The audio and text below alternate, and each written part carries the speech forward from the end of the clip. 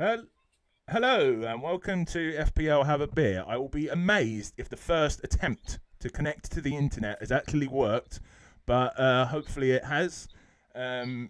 It has. We're actually on. Oh, awesome. We're live. We're live. All right, that is absolutely amazing, Steve. I am literally amazed. The last time it took me and Roberto twice, and the time before that was 6 times. All right, I'll do my intro then. Welcome to FPL Have a Beer. Please like to help get the video out to the masses of FPL people who are desperate for content with nothing out there, even though we don't know the double game weeks yet. If you haven't subscribed to the channel, please do. I'm really close to 700 subscribers, and I'd really like to get there. Thank you so much if you do this. And in some news, Steve-O, I just thought I would share it with you. I have now activated channel memberships. They are just, I feel like I'm doing an advert now. They are just 99p per month, Steve. 99p per month. What value? And viewers will get access to videos early, and I'm going to do some other perks. And thank you to Steve-O himself, as well as FPL Discomfort and Shagia, who have already signed up. So, as regular viewers to the channel will probably know, I'm generally well known on this channel. I won't say well known for doing interviews, but I'm also trying to do some live streams at the moment. So with various members of the FPL community, I'm probably going to start doing them properly, as in regularly and with a structured format next season. But at the moment, they are just sort of practice, I will say. And I am delighted to be joined by a man who I've joined quite a few times on his own channel, Elite FPL, and it's his third appearance on Let's FPL Have a Beer, the wonderful Steve-O. Steve-O, how are you, mate? I always do the joke. People are now turning off. Oh, not him again. Well, they would have seen you from the start, mate. Your face will have drawn people in. Drawn people in, I hope. You've been all right, mate? You're on you still chilling out, going through around. You're struggling fields. there with the question there, Gary. Yeah. All fine. Everything's all good. Tanning. In fact, guess where I've been today, Gary? Where? Guess where I've been today? Where? Pure gym. No, I'm not allowed to go to the gym. So. Oh right. Okay. I've got no idea. Around for the graveyard. Graveyard. That was going to be what I was going to say. In fact, I've been two. One to visit my dad, and the other to visit my mum's parents. And we spent literally an hour and a half cutting down some bushes. You actually and I'm hoping that it's. You were actually visiting a grave, not walking around a graveyard making an FPL video. That's although the graveyard where I went to today has got the legitimately perfect areas to sit, and it's quiet, so I may end up doing some pointless video down there. You never know. Right. Because it's got some nice chairs, because most graveyards, their chairing arrangements aren't particularly great. Again, this is the kind of loser that people are listening into now. So I'll just say, for people who aren't Elite FPL Patreon, Elite FPL patrons, we and Steve-O, we made a video where we walked around a graveyard, basically, which I'm sure any Elite FPL fans would have seen. We found out afterwards it had over, was it 150,000 graves in it, Steve-O? Well, in fact, it's over 170,000. And to put that in perspective, so I found out yesterday that the population of Plymouth is 100,000 people less than the borough where I live in London. And that graveyard is only 50,000 less than the population of Plymouth now. It's a lot of people, isn't it? Just to put in perspective how big London is compared to the rest of the whole of the UK. It's quite frightening, actually, Gary, to be honest with you. I mean, we just joked on air just now that a particular individual we were talking about, slagging them off. We were basically, in all seriousness, the particular individual was like, oh, he seems like a really nice guy, and I wouldn't mind getting to meet him. I went, and I was just thinking, yeah, it's not exactly going to be that easy because I find it difficult enough meeting people in London. So yeah. Oh yes. We'll get to that later on. We'll get to yeah, that. yeah. So what we're going to do is we're going to try it and do an FPL stream as best as being Steve capable, and obviously we can, and when we don't have the double game week information yet, do we? So I mean, I wanted to keep my live streams going. I couldn't do one early next week when we might know who's won in the FA Cup, so I thought I'd just jump on, and I know with me and Steve we can just talk about anything anyway. So we're gonna take a look at our teams. Then I wanted to have a look at who's in the lead of FPL at the moment, because I interviewed James of Planet FPL last night, and he told me yesterday in the afternoon. He told me the current leader, and maybe the people in the chat can confirm if they know this is true. Doesn't know who Bruno Fernandes is. So it can make us feel even better about our awful ranks, Steve-O.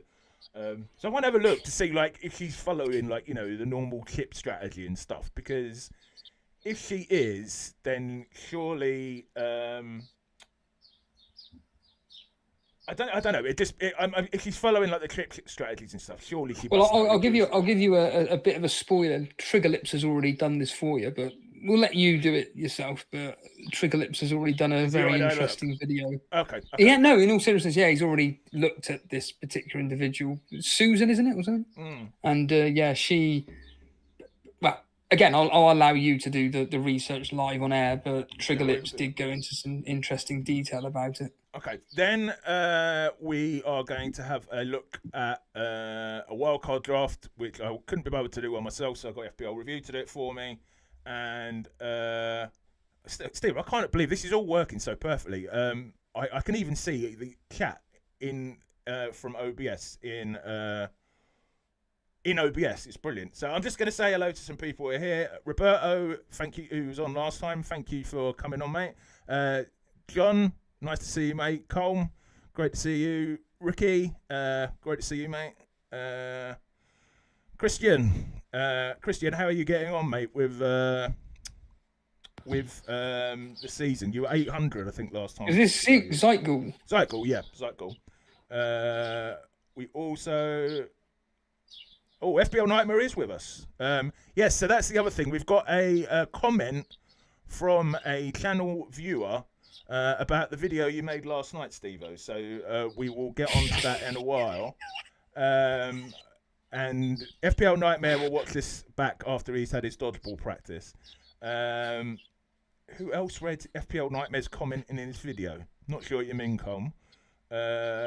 Yes. Okay. All right. Yeah. So Roberta says yes. Susan Clark is a 67-year-old woman. Do you know, Roberto, if she knows who Bruno Fernandes is?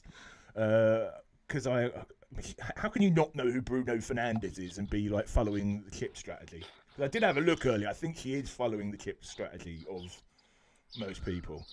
But, yeah, okay. Let me have a look at my script. What are we doing now? We are going to have a look at our teams. Yes, Steve-O, this is what happens on professional FPL. Maybe I should take some tips. So here is my team. You know what I'm going to do? You know what they always say after international game weeks? Every single stream will say this. Game week 29 feels like it was a year ago now, doesn't it, Steve-O? We say that. Well, actually, they normally say most videos or streamers will say, God, this international break seems so long. Yeah, that's it. I mean, to be fair, this time it actually probably is the biggest, the longest 2.5 weeks. I mean, it's still 9 days, 6 days from now, isn't it? But it's painful. Anyway, game week 29 seems so long ago. But let's have a look at our teams for all it's worth. So I got 57. I took a -4. I am still, Steve, I think the first time we made a video certainly the first time we did this year, I was moaning that I was stuck around 400,000. And guess what? I still am stuck around bloody 400,000. Yeah. Well, I'm doing better. I'm doing better than you, so that's one thing. Just. Yeah, I can't even remember. Did I get a green arrow? Yeah, I did. Yeah. Very small one, but I mean, really, I'm pretty much where I was. Can I do the boring thing for view? That's the other thing to say for viewers who are listening on audio only. I had Pickford in goal with 3 points, Gabriel with 5, Anderson with 6, Kirkes with 4, Odegaard with 5. Semedo with 1, Trossard with 3. I had a feeling Trossard and Odegaard might have actually come through for me this week, but well, I guess they did a bit, but not really. And Burmo. Who was it? Chelsea. Chelsea, of course. Yeah. There's only 1-0 in there, wasn't it? And Burmo. I don't know. In Burmo 6, Haaland captain with 14, Rail with 2, and Visser with 8. I don't really think I want to look at my team anymore. There's not really much point in going over it. It was so long ago. Let's have a look at Steve-O's team in FPL Live Rank.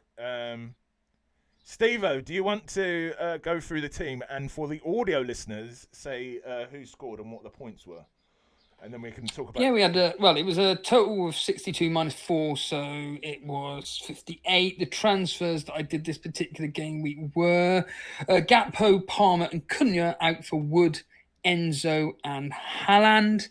I captained Haaland for obvious reasons. We had Flecken in goal with 3 points. Very, very, very annoying 3 points in the sense of, I don't know if you saw Ollie Watkins. Was it Ollie Watkins? Yeah, it was. No, I remember. Brentford. Oh, it was Bournemouth. Sorry, I'm thinking of the Aston Villa game. Yeah, so Flecken got his standard 3 points away from home. He always seems to get points away from home. Gabriel Timber with 5 and 9 respectively. Robinson with 7 after he got 2 bonus points 3 days after the game had ended. Enzo with 2 and Burmo with 6. Bowen with 5. Started off the game week with that. Oh yeah, of course, because we did our... Oh God, we did our stream, didn't we? The watch-along stream. We've done so many recently, mate. Where we revealed Christ. Yeah, so you revealed Bowen getting the assist. It feels so long ago. Yeah, we did. It was on Saturday, wasn't it? It was on the Saturday. Yeah. And we got Katara with 1. Yeah. Haaland, 14 points. Wood with the amazing 2 points in a 4-goal or a 6-goal thriller, but 4 goals for Nottingham Forest. Very fortuitous. And then Visser with 8 points. Like me and you, both got the double up against Bournemouth and obviously double up with Brentford. And I think that's why we did the reaction. We didn't do a watch along. We did a Saturday night reaction, didn't we? That's right. Yeah. I think the biggest annoyance for me overall was the player that you mentioned is Fernandes getting 2 goals and an assist and 3 bonus points and a clean sheet. 17 points. It is sickening. So I'm just checking this. Roberto's saying, do you regret not playing Bellegarde? We haven't got Bellegarde, have we? It's probably referring to you. I'm assuming he's referring to you. I've not got Bellegarde either. Who are you talking about, Roberto? Maybe he's talking to someone in the chat about... Oh, yeah, he might be. No, he says, do you... Oh, no, he's referring to... No, he's referring to the fact that I put out a post on X about, best 5 million or under players, or 5.5 million players or under. I can't remember now. All right. And he mentioned Bellegarde, and the truth be told is, look, I generally would never have he would never have come on my radar unless Roberto had mentioned him. A Wolves player. We didn't even know who he was, did he? Did we? In all honesty. Well, this is the thing. I mean, I can be facetious all I want about it, but the truth of the matter is that I'm never going to touch Wolves. They're so bad. Yeah. They're so shit, Gary. Oh, he was the lad that got the 2 assists for Larson. Yeah. Yeah, and look, their season has been absolutely abysmal. Okay, over the last 4 game weeks, they've only lost once, but I ain't touching Wolves without Cunha. I know they were playing somebody.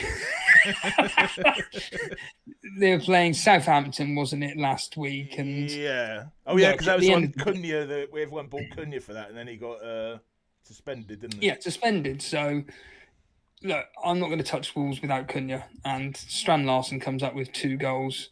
Bellegarde comes through with 2 assists.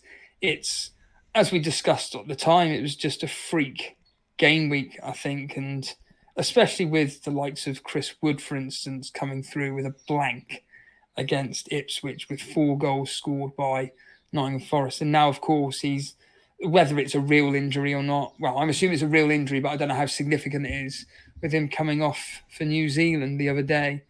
So that's another headache for a lot of us FPL managers out there. But look, I'm not going to be dealing with him.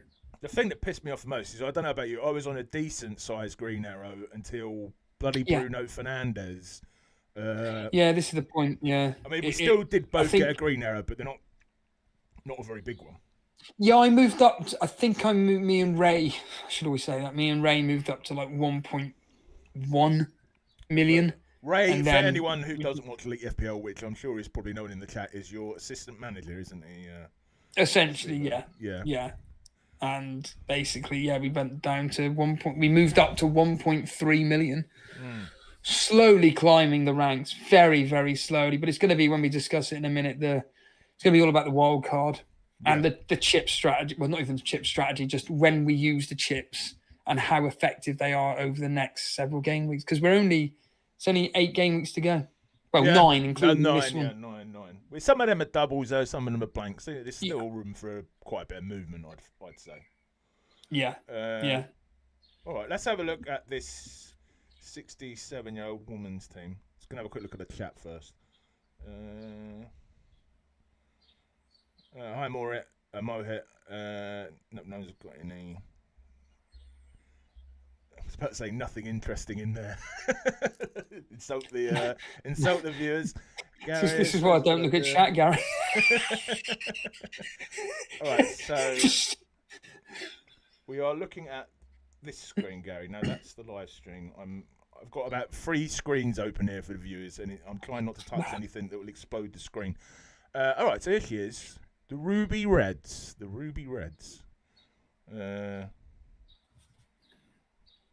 Okay. So she's number 1 in the world. 67-year-old woman.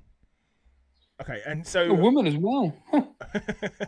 Can Roberto, does he know if it's true? Because I interviewed Planet FPL's games yesterday, which will be coming out in a couple of weeks on the channel, unless you're a member, in which case you'll get early access when I upload it in a couple of days. And see how natural a plug that was, Steve. And anyway, he said she didn't know Bruno Fernandes is, which I don't believe that. So I mean, well, look, she is a woman, you know. No, in all seriousness, I think that based on what Triggerlip said, so what it would appear that what she's, I say cleverly done, what she's doing is, at the start of the season, she's picked the best players from last year, the highest scoring points players from last season, just dumped them in her team, give or take whatever her budget is. And I'm assuming as she's gone throughout the season, all she's done is gone, Leicester are rubbish, Southampton are rubbish, Ipswich are rubbish. We've got a blank game week. Who are Leicester playing? Oh, it's Man United. Let's see how Man United got on against them last time. Wait a minute, what's that? Fernandes got 2 goals and an assist against them. Oh, I'll just buy him. So, I'm assuming that's possibly the case. Well, her previous ranks are 2 million and 3 million, so she's obviously not some amazing player. But she's played the triple captain and the assistant manager at exactly the same time as, well, not exactly the same time, but very similar to what a lot of people did, which suggests to me strongly she's engaged in FPL content, even if it's just reading blogs. If that's the case, she must know who bloody Bruno Fernandes is, surely. Again, I don't know where this information. I'm assuming she's done an interview or something like that. Well, James from Planet FPL might have just heard it in a. I don't know. Roberta's saying she doesn't know who he is, or didn't before she brought him in, or captained him. I mean.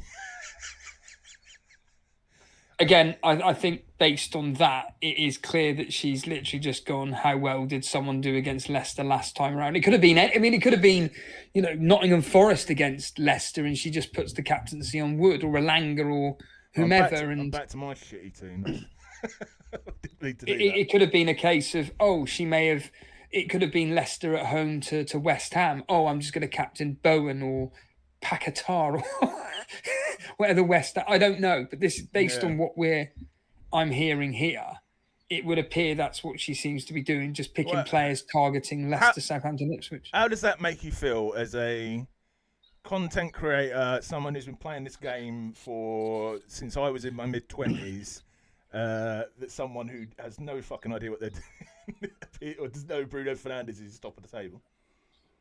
I personally agree with what Nick said, which is I think it just says a lot about people like myself, you, people watching this stream, anybody watching on the replay. We just overthink this game too much. I'm one to attest to it. I really do overthink. Even when I listen into streams like yours, where I respect the opinion of yourself and Roberto, for instance, and you're talking about particular players, and I'm thinking, well, I've always said all along that I want Neto in my team, but wait a minute, no. These two are basically saying, no, stick with the safety option in this. And I think they're right, stick with safety. And what happens, for instance, Neto comes through with an 11 point and the two players that I bring in 4 points between them. But I really do think with this particular individual, I think that it's really a case for all of us to admire and actually maybe potentially next season, whether I play it or not, go in with this mindset of... He's even got bloody Milinkovic.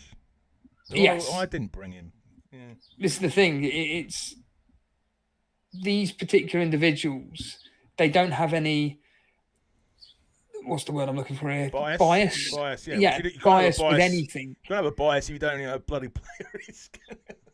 Well, this is the thing. This is the problem with people like us, is that we do genuinely overthink everything. Yeah. We're too clever. Like Nick made the point that, she isn't the kind of person that's gone out her way to buy the likes of Nkunku or Barco at the start of the season. She's just picked players which are guaranteed to start for their clubs and did really well last season. I always reference Harbour Boy all the time as a player who plays it literally like this woman, just picks the players which just score the most points.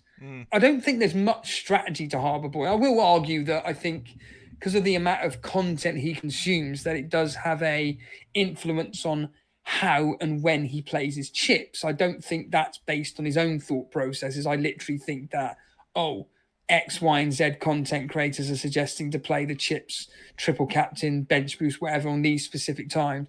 I think he subconsciously is going to do what they pretty much say.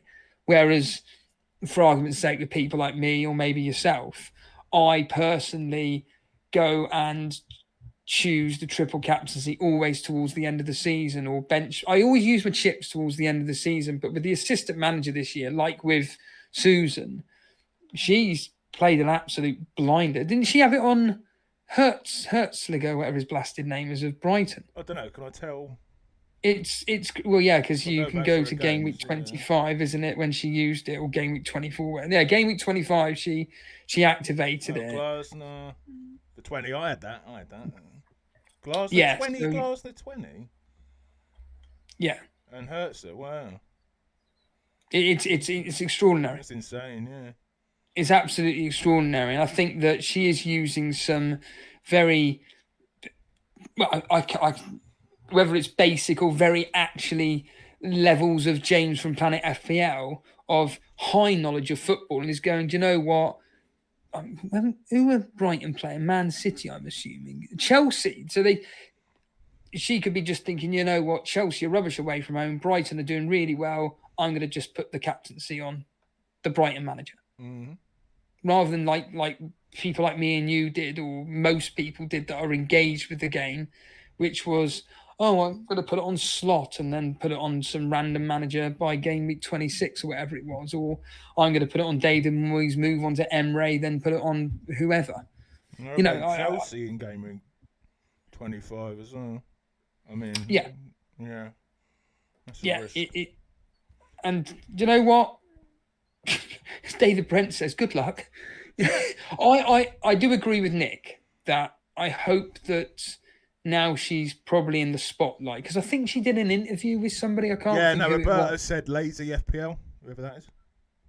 Right, okay, yeah, I'm aware of them. So she did an interview, and I'm hoping that she doesn't now fall into the trap of consuming content, which may sway her. Because I don't know where FPL Northerner is. I mean, maybe someone in the chat. That's what I was going to say. Does someone in the chat, I can look, but does someone in the chat know his name? Oh, here he is. He's 7th. He's 7th. What's it? So he's actually 7th now. And he is, how many points behind? 16 behind. Oh, we're still in it then. Oh, look how close it is, though. It's very similar. This is the thing with this season. This season's so tight. You could attest to that with your own team. I don't want him to win because I messaged him and asked him to come on FPL have a beer, and he didn't even reply. So he can lose as far as I'm concerned. We may not have seen. He may the credit where credit's due. He may not have seen the message. I mean, literally, he did. He saw the message. He was literally, and the thing is, he even added me. He added me back. I mean, he was literally everywhere. You know, if bloody someone with 2 subscribers had invited him on, he'd have been on there. But he still turned down FPL. He didn't come on Elite FPL. Did you invite him? No, but well then. What was I doing? I was trying to go to the overall ranks. Yeah, so hopefully Susan doesn't get swayed by FPL Matt's content and proud. Yes, and go down this route of being swayed by others and getting into strategy because she's still got all her chips left. Well, sorry, the 4 or 5 there. In fact, this is how casual she is. Didn't even use her first wildcard. Really? So she's only used triple captain assistant manager. Yeah. Well, she must be a true. Yeah, but that would suggest she's not even watching content then. Yeah, more than likely. She probably didn't even know this bubble of the FPL community existed or the FPL content world I think it's in. Oh, the League of Gentlemen. That's the name of FPL Nightmares League, but it's obviously not because there's only 4 people in it. Look how many. Yeah, she's only part of a family. No, this is FPL Northern's team. Oh, I see. Sorry, I thought we were still looking at Susan's. No. Anyhow, chat Gary, so you can cover over that you're looking at your script. Let's have a look. All FPL commentators have to do this. Let's have a look at Ben Krellin's table, and we have to say thank you to the wonderful Ben Krellin for all the hard work you do, and please go and check him out. I'm not knocking Ben Krellin there. I'm just saying. I'm just being facetious about the, the sort of FPL stream vocabulary. You know, etiquette. What I mean? So stream etiquette. Steve-O, talk us. The great thing about having Roberta on is I was actually on with someone who knows more about FPL than I do. So with you, it's a bit more difficult because we're about the same. Stupid. Not that we don't know about it, but I don't think we keep on top of it. Talk us through this game week. Talk us through this table, Steve. Well, as it states here, I don't know what you want me to say. Literally teaching how to suck eggs. We've got obviously double game week 30. To bend down to get another bit. Is that what it's for? Obviously, we've got the guaranteed double game week in 32 with Newcastle and Crystal Palace, and then.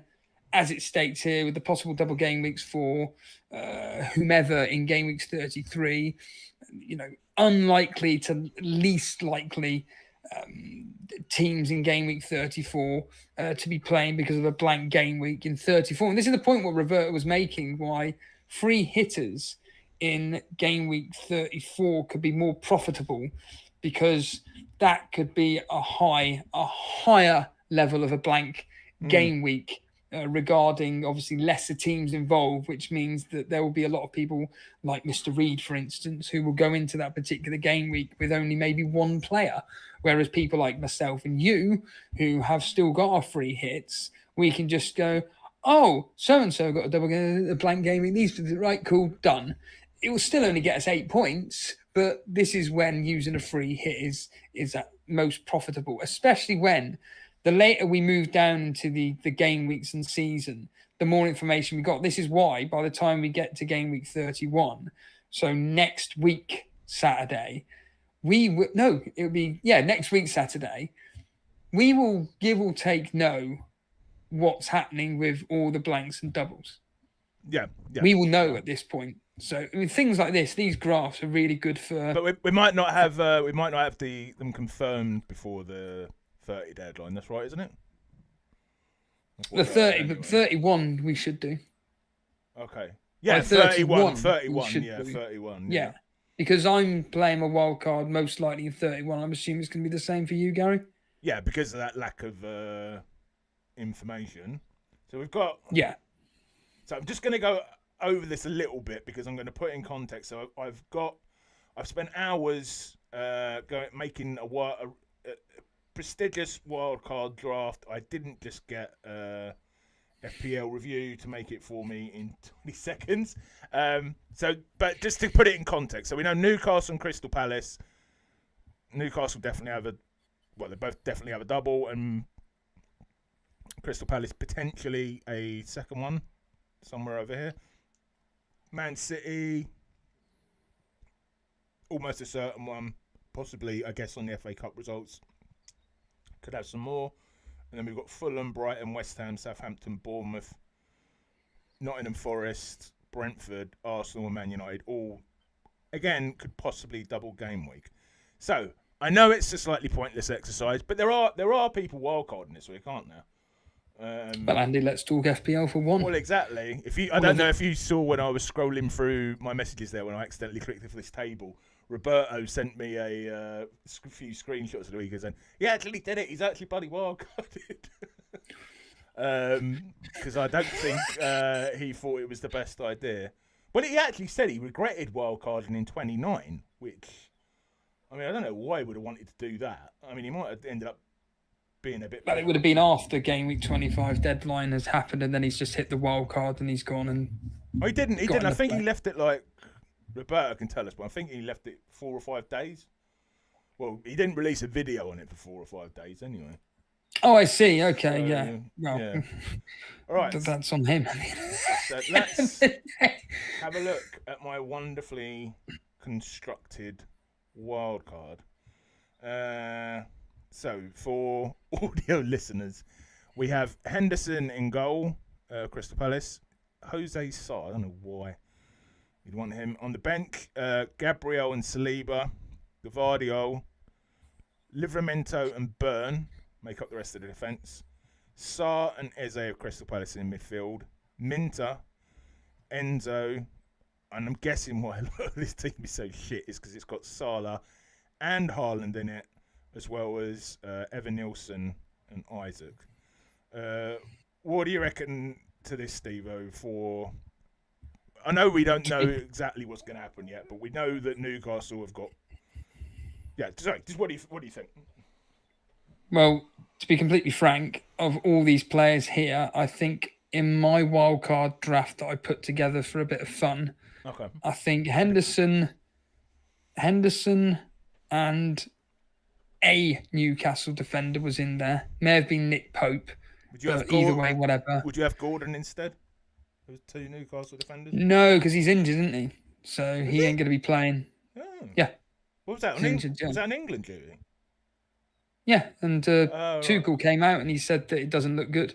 Oh, okay. I'm the same as you. Unless it's a tournament, I don't follow England at all. I've just looked at the scores. Yeah, so he's come out and said that it didn't look good. Now, what means you take it verbatim, but so I had, I think it was Harvey Barnes, just for the sake of it. So it was a midfielder, attacker, Isaac obviously, and then it was either defender or Pope. I think it was Nick Pope that I had, but I did have Gvardiol, but now he's injured, so we're going to find out the extent of his injury from Pep Guardiola. Gabriel and Timber I had still. I just left them in. And then it was definitely Mateta. I definitely had Isaac and I definitely had Haaland. I had Salah. And then the midfield 4 was, I had Asensio and Rashford as a double up. So I think they're going to be, I think they're going to be key components to Aston Villa. Do they have another double game week? Oh, yeah. It's looking likely in double game week 34, possibly. And then I think it was Sarr for safety regarding Crystal Palace. And then I think it was just Enzo. So predominantly this team review wildcard here, about 6 or 7 of the players is exactly what I'd be going for. Which is stating the obvious. Like most people are going to be having Isaac and... So Steve, have you got Salah in it? My wildcard, yeah. Yeah. Because I'm assuming... I'm looking at the rest of this midfield. This is a bunch of crap, basically, isn't it? I mean, but it's just focused on double game weeks, isn't it? Double, so, specifically game week 32. Well, Sarr and Eze, yeah, but Minter and Enzo. Well, Enzo's just going to be a 4.5. Well, he's 4.7, but whatever. The midfield spot just to keep on the bench, and the other 4 because it's a 3-4-3, isn't it? Do tell us what you think of this wildcard draft in the chat. Give it a rating out of 10, and we'll see what the guys in the chat think. It's interesting. It's gone with the double Arsenal defence. I know, and it hasn't got a third as well. A third what? Sorry, Arsenal. Arsenal, yeah. I thought you'd have had some. I guess. Well, who do you pick? There's no one to pick from them other than the defenders. I mean, you can punt on what you've got: Odegaard, Trossard, Nwaneri, Sterling. Yeah, well, this is the thing. It's just so random. Whereas at least with the defenders, you've got the guaranteed starters, no matter who they are. Yeah. So I don't mind this team, but the problem is now is like I stated, you've got Vardy all injured. Triggerlips makes the point about the fact that Trent Alexander-Arnold, he's gone / probably will never play for Liverpool again. I read that this morning. What? Never play for Liverpool again? Why? Because he's injured. He's going to be out for at least another week or 2. All right, but which takes you up to what? He'll play the end of the season, surely. Well, it depends how much this transfer talk is going to play with his mind, because they've won they go out of all competitions. They've won the Premier League. Yeah. Why should Slot play a player who's just gone, I'm clearing off now? As much of a legend that he is for Liverpool, as well as he's performed for Liverpool, Slot's going to need to build for the future. And can Conor Bradley step up? That's the thing. I'm not suggesting for 1 minute that that's what's going to happen, and I don't think that's what should happen. But if you're thinking logically, Trent Alexander-Arnold's going to be out till 32, and then he's got to recover, like recuperation. So you're talking 33, maybe 34. We may not see him back till 34, 35. Yeah, possibly. I mean, he's definitely not an FPL asset anymore, but he wouldn't have been anyway, would he? This is the point Triggerlips was making, the thing about Salah. Is he as effective without Trent on the team? Yeah, that's true. I don't know. I genuinely don't know, but certainly, people like Nick do delve into, various pieces of information which will probably confirm that, hold a minute here, whenever Trent's not playing, a lot of the attacking is down on the left-hand side, and Salah's not effective enough with just on his own. It's why I always say about world-class players, Salah is an outstanding player. I just don't think he can win matches on his own. Unlike the likes of Messi or Ronaldo. There's also the thing of is it going to be after Newcastle? I'm going to do this one for for FPL Nightmare. Big Dan Burn. That wasn't a Newcastle accent, I know, but they haven't got any trophies to play for. I mean, it's just are they going to go on holiday? Well, these are all factors that people need to think about when choosing whether or not to own Salah. Now, me and Ray are probably going to go with Salah because he's such a highly owned player. And this is the people like Susan Clark who will just make the decision like that. Just be like, yeah, I'm getting him gone because they've already won the Premier League. Whatever, I don't need him in my team anymore. I'd rather have someone like, Cole Palmer or Fernandez who have got something to play for. I don't know. But certainly, for people like me and Ray, or even yourself that have Salah, do we keep him in the wildcard team? I could really do a wildcard draft, and I guess that's probably why you're doing it. It's not going to look much different to this, mate. No, probably really not. But I'm thinking because it's Tuesday night the deadline, isn't it? And then the next deadline's only like 4 or 5 days. But I'm working a couple of those days. I really should. I've been chilling out. Well, who would you have in this team? Who would you have in the wild card? I'd have to figure it out. I'd have to have more of a look. I mean, I definitely have 3 Newcastle. I definitely have 3 Palace, obviously. I think I'm the same as you. I think I'd keep Salah. Did you say you'd have Haaland? I think I'd have Haaland. Yep, Haaland, yeah. I'd have Isaac. Although I will say this, Haaland is going to be my captain against Leicester. If he comes through with, just a goal and Salah comes through with a double digit against Everton, I'm going to say to Ray, I just don't see the point in having Haaland. Waste of space. Are you Boydman, are you going to captain in this game week? That's what I've just said. Sorry, mate. Sorry, I'm trying. I'm the host here. I've got my mind on a million things. Uncanny, Gary. I'm just going to read through the chat a bit, mate. So 6 out of 10. Matthew Perry rates this. Ryan Gabriel and third hold for Saka. Moet says Jacob Murphy. Would you have Jacob Murphy in there? Sight goal. Yeah, he is a player. Him along with Harvey Barnes, I'd be certainly looking at as a bit of a differential. But again, I'm probably going to end up playing safe and going, I'm just going to have 2 defenders in Nick Pope and one of Livramento or Dan Burn. Colm also says, I'd like to keep Palmer just as a holding place for Saka. What do you think of that, Steve-O? I can't keep Palmer once I've wildcarded. He's got to go. Is Palmer even fit anymore?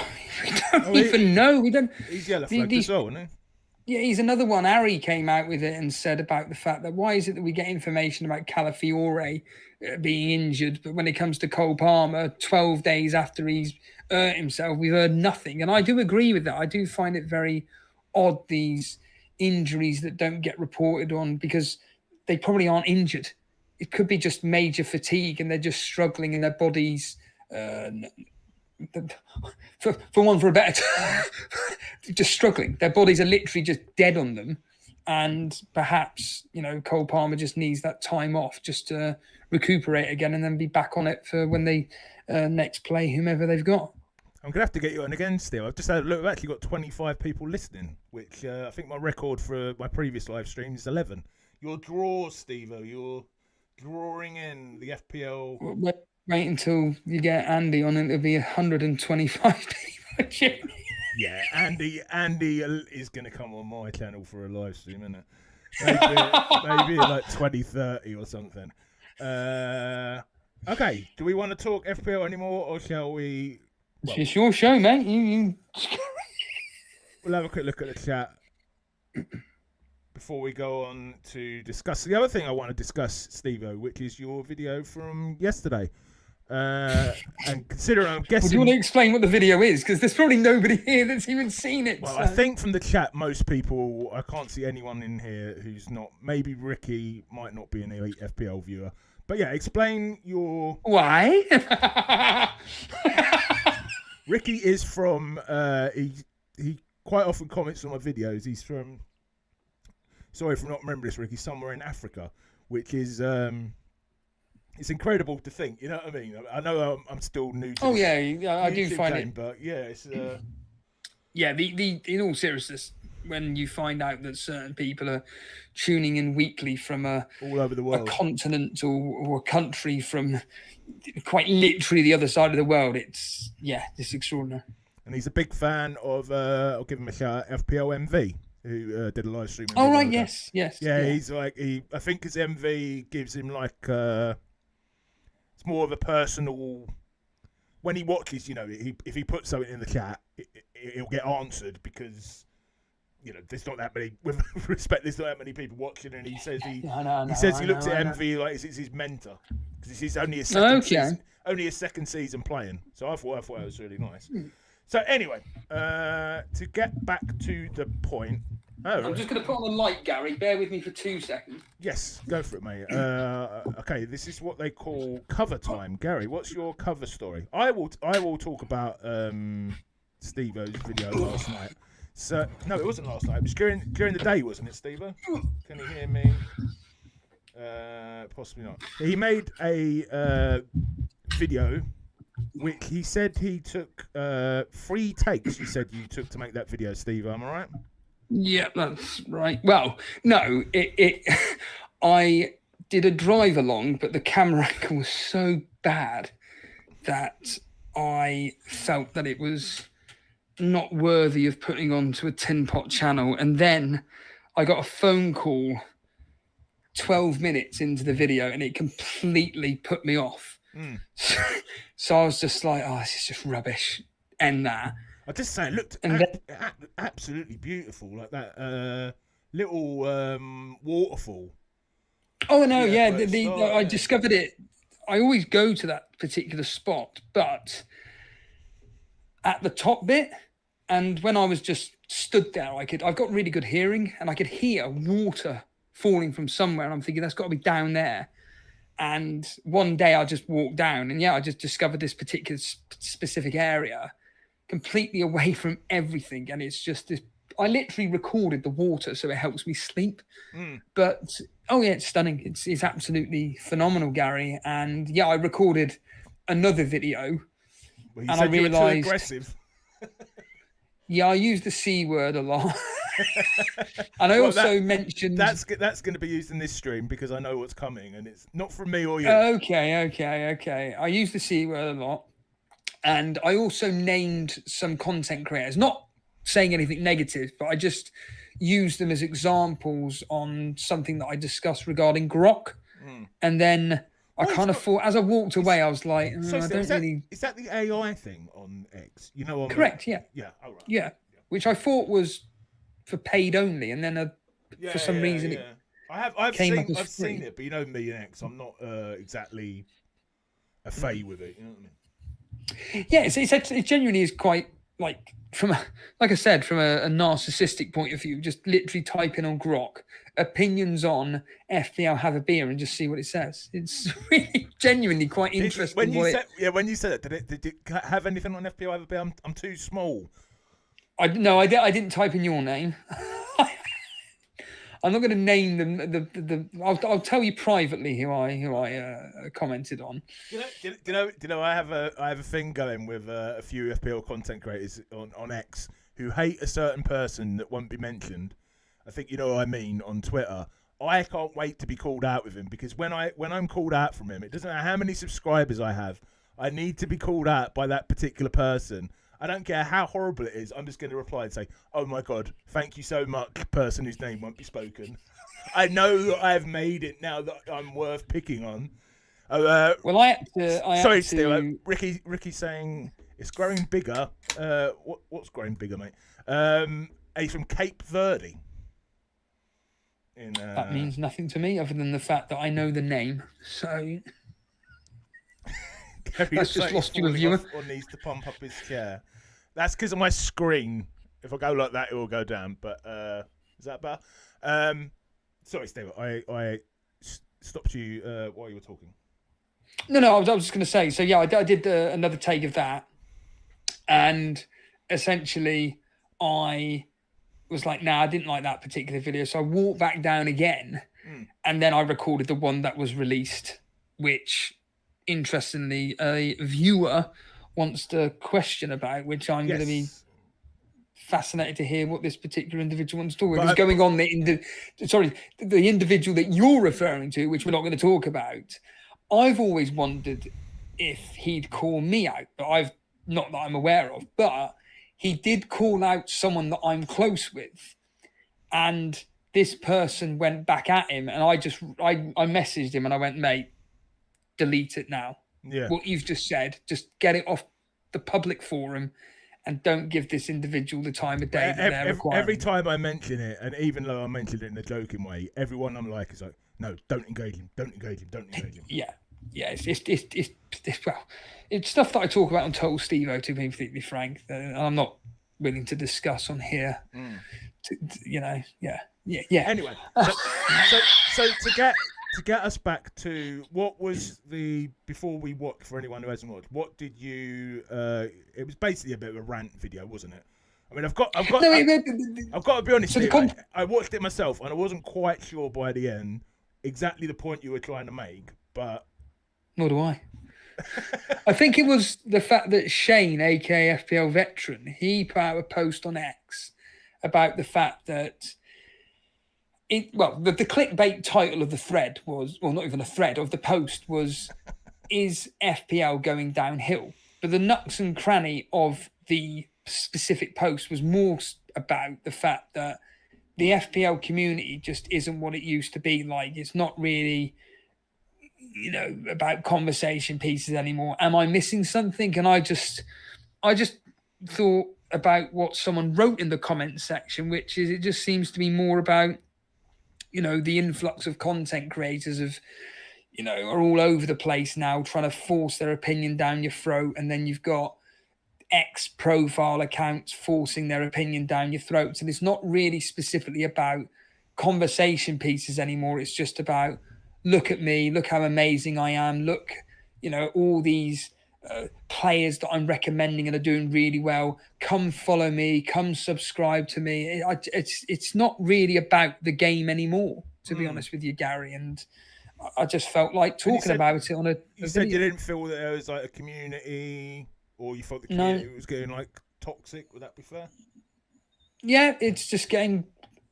I always think about what Triggerlip says in his video with you, funny enough, and he talks about how Fantasy Football Scout used to be, and Mark talks about as well, and talking about the fact that how Scout used to be this fantastic forum site of, discussion and debate around particular players. And I just find that over the last, I'd say 4 or 5 years, it's just lost that. I know that there are a few people. Do you know you have a nostalgia thing where like people go, oh, things were so much better when I was younger, I could leave my doors open. But they also like didn't have baths back when my nan was alive. Do you know what I mean? Do you think it's a little bit of nostalgia rather than necessarily that it's gone terrible? No, I don't know. I really don't. I do think that with the way social media and the internet is going, where all of us, including people like me that are like off the internet, so to speak, I get overwhelmed by the amount of information I'm receiving, and I even get caught out by the anxiety of wanting more and more and more and more and more, and next. And I'm somebody that's against all that. So how the hell does it feel for someone that isn't aware of that particular issue? And I know that, me and Ray were talking yesterday about, because he was saying about the video and he loved the Bo Selector reference and how he doesn't want to go back to rewatch Bo Selector because he just doesn't want to think that, oh God, it's not as funny as I remember it. And I went, well, no, I disagree. I think that doing history lessons and going back to your favorite comedies or wrestling or whatever gives you an idea of, was it funny, or was it just the fact that I was 15 years old and it was just for an immature kid? The truth of the matter is, with Bo Selector, for instance, is that a lot of it is just ludicrous humour, where the only way you're going to understand the comedy is because of the references at the time. Nowadays, it wouldn't be funny to say, I'm just going to use Roberto as an example, for a 20-year-old that wouldn't have a clue who someone like, what's her name with the bear? How can I forget her name? The one that was in Emmerdale. What was that one? I've got no idea. Anyway, Patsy Kensit. Oh yeah, the one who married the guy from Oasis. That's it. Yeah, he ain't going to understand any of the references in that and why that's funny, or even like the Michael Jackson references. It's like he's not. Well, this is the thing. It's not going to resonate with him whatsoever. Whereas at the time, this was all based on documentaries that were being released at the time, and Evan Merrion is just basically taking the mick. It was a comic. What was it? It's a comedy sketch show. It wasn't my favourite, to be honest. I did love the Michael Jackson. Yeah, it was a sketch show based on the time. It's the same with things like Phone Jacker and Face Jacker. When I watch them now on highlight shows, ironically, people like Roberto would understand the humour. Whether people in Roberto's age range would appreciate the humour, that's on them. But when you watch it, it's really, really funny because it's not based on society just then. It could be happening even now. And I just look at it really, really clever. The whole point in all of this is that from a nostalgic point of view, actually, with fantasy football, I do genuinely believe, based on my 2011 emails that I've got, which actually talks about fantasy football. Yeah, and talking about Fantasy Football Scout it really does bring back memories of like, but this is what I was like talking on Fantasy Football Scout itself. Zygo says, thank the FPL gods, we still have Black Box, which I agree with. And he also says, have a proper Crimbo. He got to number 1, didn't he? The Bow Selector guy. Do you remember? Yeah, that song I watched a few months ago, and it's really funny. It's genuinely really funny. I can't stand the Keith Lemon character either. I can't. Just something about him. Yeah, just a prat. All right, okay, all right. Let us. Okay, the other thing. So we've covered. I think we've covered what you talked about in the video. You also said a lot of the FPL content is very similar now, which I 100% agree with, and I don't think our viewer commenter is going to. So we saw. I don't know exactly how this is going to work. I tried basically playing my audio to Steve-O before we started recording. Steve-O can't hear what is playing on my computer. I'm hoping you guys can hear it. So we've got the person in question has made a video comment, but hopefully you guys can hear it, because if you can't, we're a bit fucked basically. But Steve-O is going to Steve-O's going to listen to it. How are you going to listen to it on your mobile, Steve-O, at the same time, aren't you? No, I've got it on my laptop. He's got it on his laptop. So Steve-O is going to listen to it. Will you mute your mic at the same time, Steve-O? I'll tell you when we. I don't think it will come through on your end. Okay, so FPL Nightmare and me were messaging last night, and he had a few responses to Steve-O's video, a few questions. So he kindly, you won't find this if you go on this channel, by the way, this is an unlisted video, recorded this film response, which I'm hoping you guys at home will be able to hear. So I've got no idea how the volume on this is going to go. I'm going to turn up to 50. Please tell me in the chat instantly if you can't hear this, but I'm going to hit play, Steve-O, and you can watch it alongside. Okay, give us a countdown from 3, and then at 1, I'll hit play myself. He's even got, I think he's got some background music. I don't know if it's the background music you use in your video. Okay, all right, 3, 2, 1, go.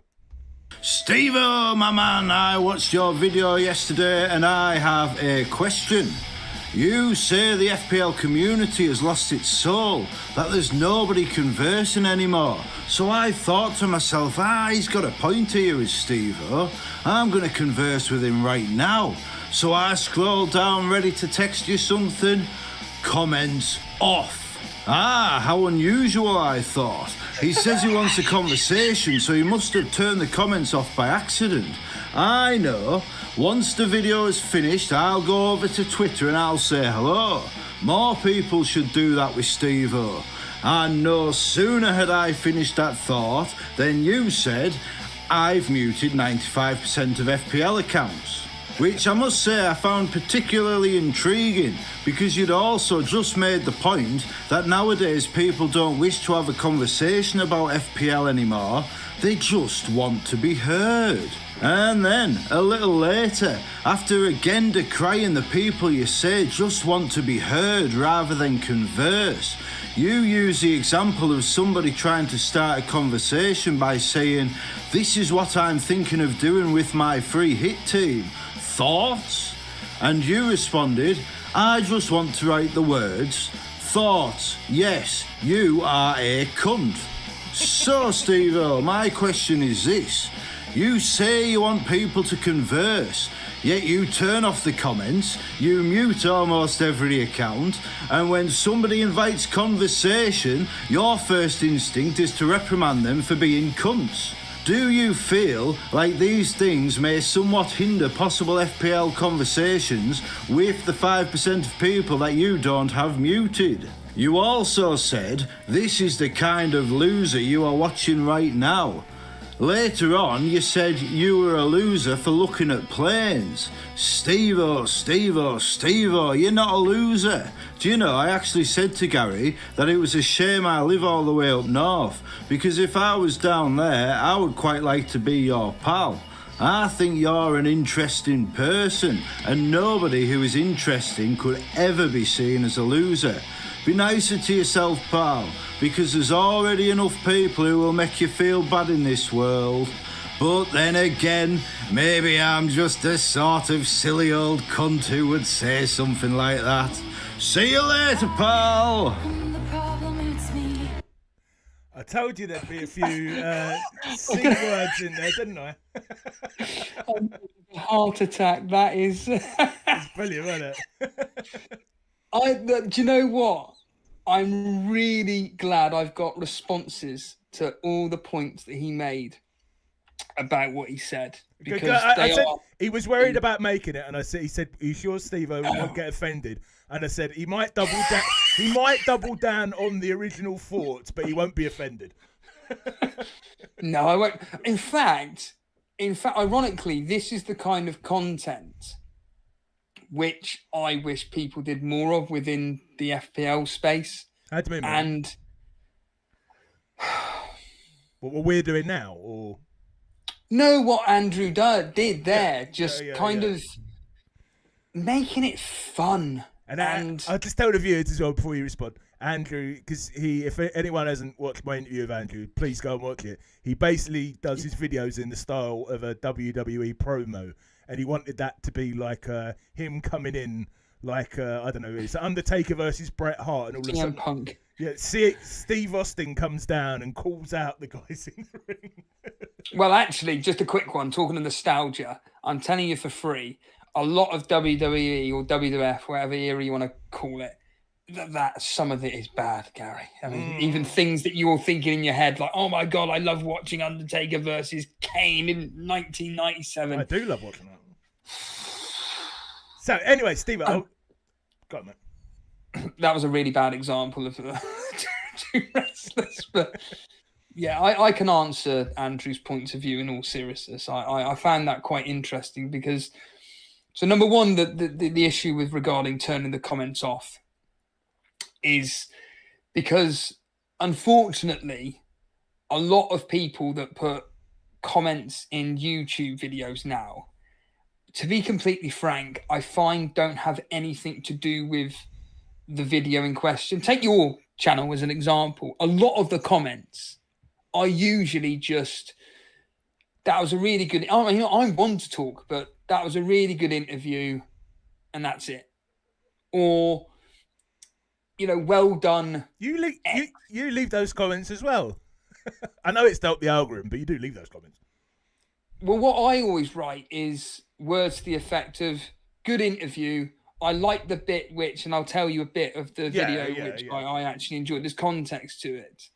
I'm not saying every single comment on your videos is just a plain comment like that, but it is kind of widespread across most YouTube videos that you look at, where the comments are so generic, it actually has nothing to do with the video whatsoever. No. And in videos like what I do, I know through experience, a lot of the comments will be, please don't say you're quitting FPL, Steve-O. The world of FPL won't be the same. I just think, what are you talking about? Well, you're constantly threatening to quit FPL. You did it in your video yesterday. I'm not threatening. I'm about 90%. No, but okay, but your long-time viewers could take it as not as a threat, but they've been watching you. I mean, I was one of these people before. I mean, we're mates now. I still am, we're mates now, but I would have been one of those people probably commenting. Yeah, but this is the thing. It's the individuals that are commenting about, some idiot on the moors talking about, a post by a fellow friend of mine regarding the FPL community, to read then comments back saying, like I said, please don't quit FPL. You're not sad for going up on Dharma or whatever. I don't need to read it. I don't actually need to read any of that stuff because it just, I don't know, it just probably makes me even more depressed, to be completely frank. And I don't need, I say this on Patreon, I don't need sympathy. I don't, like when my dad passed away 4 years ago, I put out a Patreon where I literally cried. And I basically turned the podcast off. And then when I went to restart it, I just said, I don't want anybody sending me condolences or anything like this, because I'm just somebody that, it's like Mark said in your video, I'm talking Mark as in General here, when General said about a lot of people that get annoyed with FPL, they're hiding other emotional problems. Well, that's me.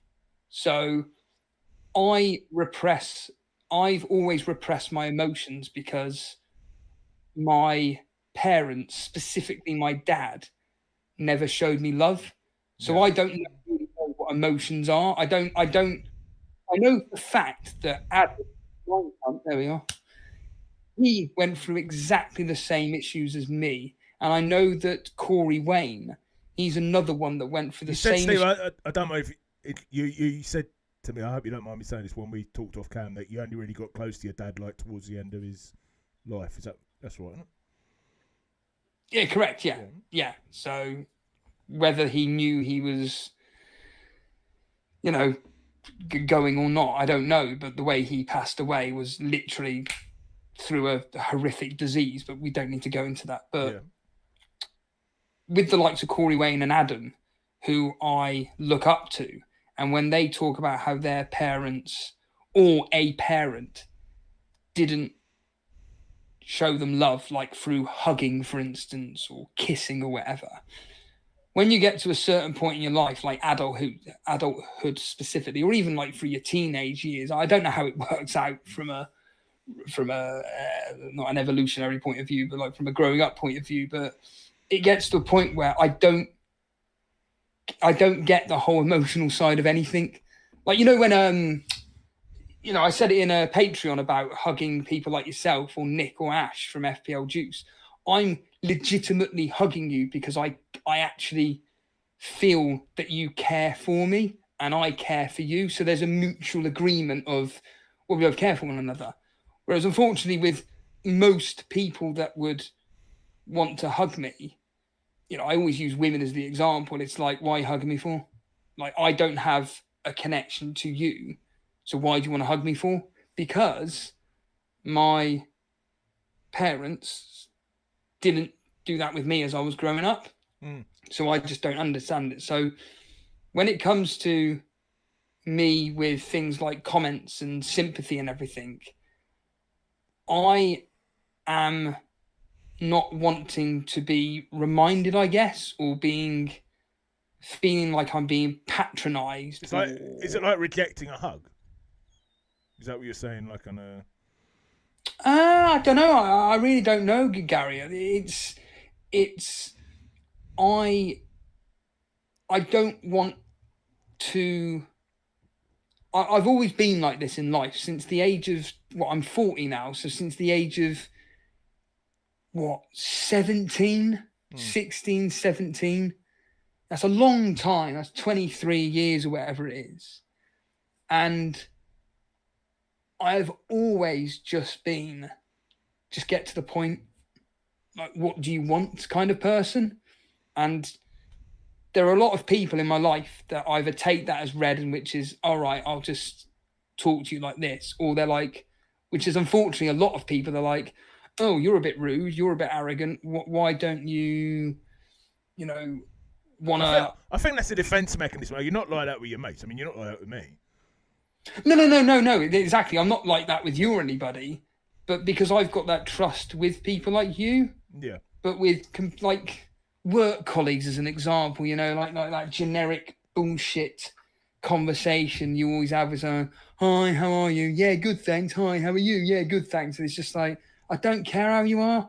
I don't mean that in a horrible way. I just mean, is that really the conversation? Is that really the conversation that's made your day? That's work conversation, isn't it? It's always bullshit. That's true, but you can it's applicable to anything really, and like something as simple as like going to the shops and you go to the checkouts and the checkout assistant's like, "Hello, how are you today?" Yeah, fine, thanks. And they look at you like, "Oh, you're not going to ask me how I am?" No, I don't. Like, why do I need to?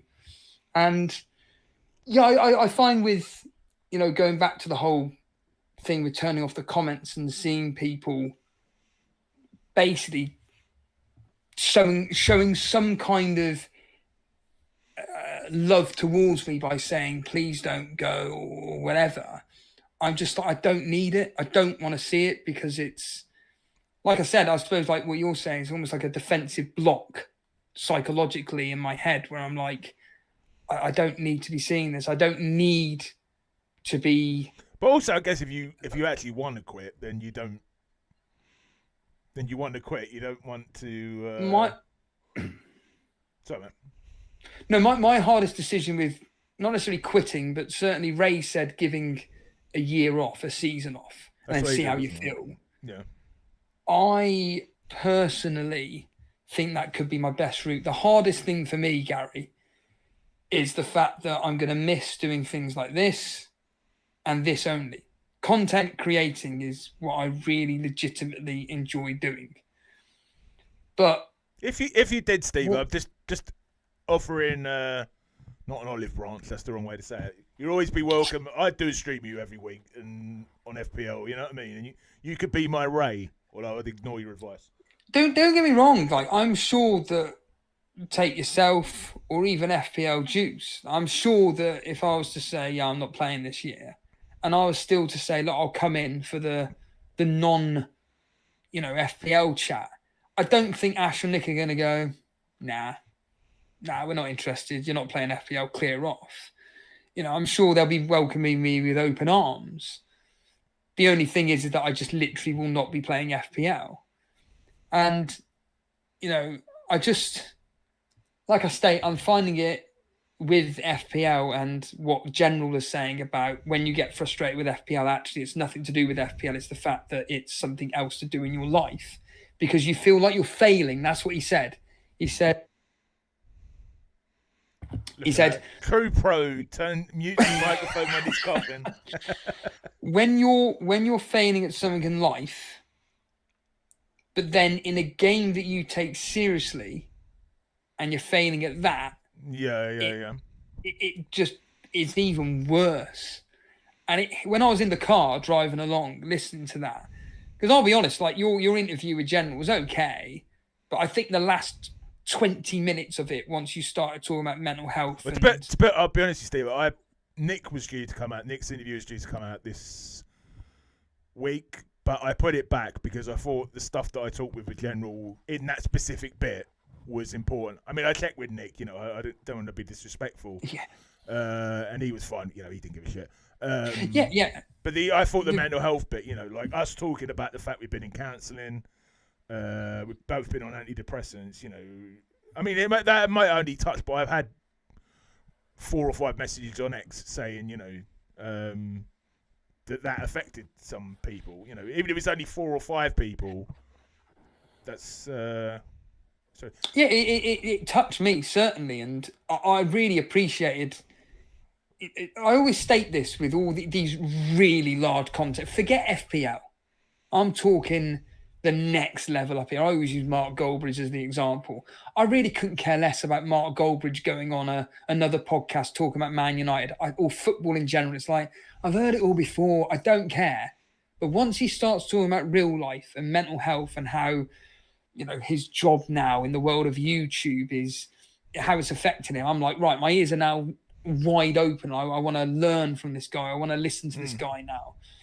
That's when I find it really interesting. Hence why with the General, those last 20, 25 minutes, which ironically, when he talks about the assistant managership, I found it really enjoyable because it's a man openly talking about his personal problems and his frustrations with, in this specific case, an assistant managership, for instance. I just found that all really, really interesting. And when he said the bit about, people getting annoyed at FPL, it's because they're failing at something in real life. I was like, yeah, he's right. And then he said the line about, these people, and referring to people like me, need to step away from the game. And he said he's actually, because he's a counselor. Did he study counselling or something, didn't he? And he quit a course after about 2 days, but yeah. Yeah. But he's spoken to people that are, what did he say, Patreons and subscribers, and how basically he's literally had to tell them, step away from the game. Give it a season.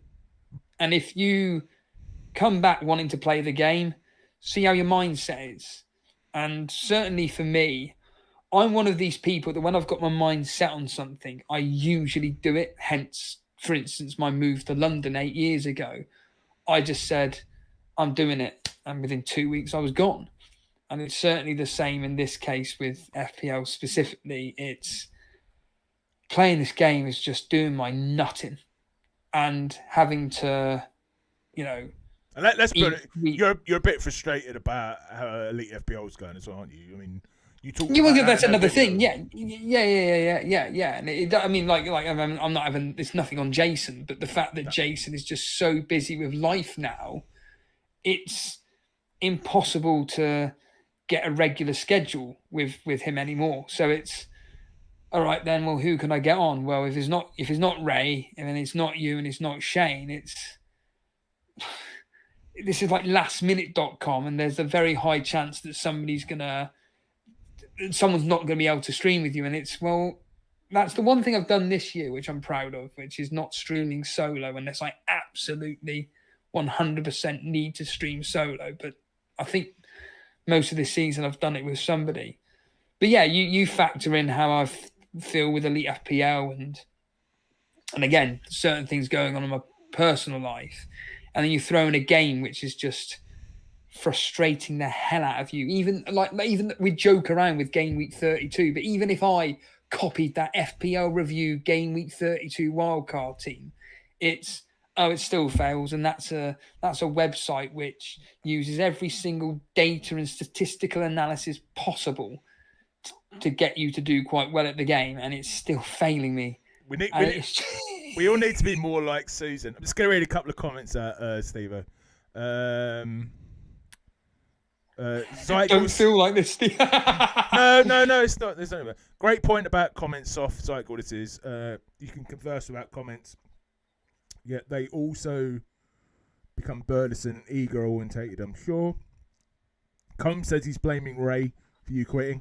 Zygo says, be nice to yourself. I know it's hard to be objective about yourself sometimes, but I'd also be your mate and mine. You are Christian. You're a very, very nice dude. FPL, men showing emotion is a very masculine dominated society is a powerful thing. Something which was covered on the amazing Netflix show Adolescence. Defo give it a watch if you haven't already. I'm watching one episode a week with my mum, like I did with what do you call it? Steve will know about this. Squid Game 2. So don't spoil it for me. But yeah, I've watched the first episode. It was very good. And he also says Zygal and Roberto both say the General's interview was the best so far. Yeah. Sorry, Steve. So what about the point you made about the FPL community? So, we're going to just to add on to what Christian just said. So regarding comments off and what Andrew was saying, is the fact that you're not engaging with anybody when it comes to the comments being on. It's more about just someone just putting a statement, as I always say. It's just a statement, and I don't know where to go with this. Yeah. So it's just pointless me having comments on when it's not going to take the conversation any further. And also, like I state with social media, I'm such a cynical git when it comes to, Steve, social media in general in the internet. I had a comment today on my original tier list. I haven't had a comment on there for ages, saying, now you've met, I must be FPL Mates Only fan. Now you've met him and interview him, would you rate him differently? I have to be honest, my channel has no credibility if I'm not honest. So I just said I've interviewed him and he's a lovely bloke. But no, my opinion on his content's not changed. It's just plugged in the same. Yeah, exactly. Yeah. Well, this is it. So I find comments on videos aren't exactly engaging. So yeah, with social media, I'm very cynical with it anyway because it kind of links me into what Andrew was saying. Sorry, Steve. FPL Discomfort. I have no idea what this means, but he's just gifted 5 memberships. to thank you so much. Oh, nice. Yeah, brilliant. I have no idea what that means. It's happened to me a few times. Do you know what it means, Steve? Well, basically, Kieran has paid for 5 people that are in the chat right now to become a member, so they don't have to pay anything. And one of them's FPL Harry. Well done, Kieran. One of them's FPL Harry, so I'm guessing he must be watching because he does that. Good God. Anyway, sorry, mate, I interrupted you. Thank you so much. This is actually the funny thing. Someone in the comments on Shane's post made an excellent is that FPL Discomfort? No, that's Veteran. No, okay. Discomfort is Kieran, his co-host on their show. Okay. And the FPL meets is something which I think isn't spoken about enough and isn't promoted enough. And I think meeting people in person is one of the most... Again, General spoke about this, where we're living in a society now, since, let's get real here, since a certain pandemic happened a few years ago, where we're all essentially being forced indoors. No one goes out anymore, blah, blah, blah, blah, blah. But things like meets, and for me personally with FPL Juice, and physically going in a studio and being with friends and surrounded by people that I love, they're so important. And that's the one thing which I think over the last few years has come out really good with FPL is the meetups in person and being able to make friends. And the reason why I bring this up is because Kieran, I met him at FPL Juice tournament, and it was the most incredible meeting because he just come up to me and I just shook his hand and said, "Oh, hi, I'm Steve." And he went, "Yeah, we know you are, mate." And I went, "Oh, do you?" And he went, "Yeah, hi, my name's Kieran." Yeah. And we just straight away hit it off. And, meeting these people in person is such a special moment because, like I state, most people these days, don't go out. We like I state, we all seem to be forced into staying in and doing nothing other than doom scrolling through everything. But anyway, we talked about this a lot when we met up, didn't we? Yeah, we did. Yeah, and that's the thing. It's not healthy. No, it's not, and it's unfortunately it's like General said. People need to understand that you need to get out into the sun, and it doesn't need to be about socializing. I always joke around with I'm not suggesting for 1 minute going out and getting off your head on vodka or whatever. It just means meeting up with friends or family when you can. It's like me down here at the moment. I'm trying to spend as much time with my family as I can because I have nobody up where I live, so I've got to make the most of it while I'm down it. But the point being is that regarding the whole thing of social media and everything and what Andrew was saying about conversing and whatnot, he says about me muting all the FPL accounts. It's not just, by the way, it's not just FPL accounts. This applies to anybody who spams the living hell out of a news feed. And it's predominantly, unfortunately, with FPL, it's just... watch my video, look at my video, look at my video. And then any post which is about engagement, it's funny enough. It's, to be fair, some of the things that the person we shall not name says, some of the things that he puts out, I do agree with. Only a very small amount of things. Some of the things are quite funny as well when he's not being personal. Agreed. Yeah. When he's doing a generic, like, this is what all FPL counts. I find that quite funny. But yeah. When he does all the personal attacks, he's scum in my opinion, just a piece of shit. But whatever.